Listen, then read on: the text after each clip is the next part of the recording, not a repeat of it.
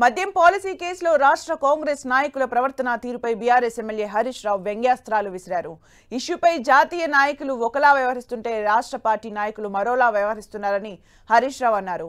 ED, సిబిఐల AICC ముఖ్యులు Mallikarjun Kharge, Rahul గాంధీలు స్పందిస్తున్న తీరుకు, TPCC president Revanth Reddy మాట్లాడుతున్న తీరుకు అస్సలు పొంతన లేదని ఎద్దేవా చేశారు. జాతీయ కాంగ్రెస్ పార్టీ అక్రమ అరెస్టుల్ని ఖండిస్తుంటే రేవంత్ రెడ్డి మాత్రం బీజేపీకి బి టీంలా వ్యవహరిస్తున్నారని ఆరోపించారు. కాంగ్రెస్ ప్రతినిధిగా కాకుండా బీజేపీ మోదీ ప్రతినిధిగా వ్యవహరిస్తున్నారని హరీష్ రావు అన్నారు. మద్యం పాలసీ కేసులో బీఆర్ఎస్ మొదటి నుంచి చెప్పిన విషయాలనే ఈరోజు ఖర్గే, రాహుల్ గాంధీ కూడా చెప్తున్నారని తెలిపారు. మోదీ ప్రభుత్వం కేంద్ర దర్యాప్తు సంస్థల్ని తమకు అనుకూలంగా మార్చుకుందని ఆయన అన్నారు.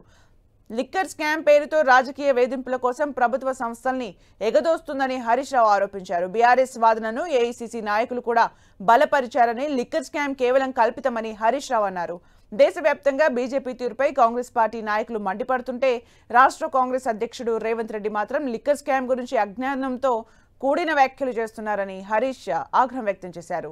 రేవంత్ రెడ్డి కాంగ్రెస్ మనిషి కాదని, ఆర్ఎస్ఎస్ భావాజాలం నిండిన మోదీ మనిషిని ఆయన ఆరోపించారు.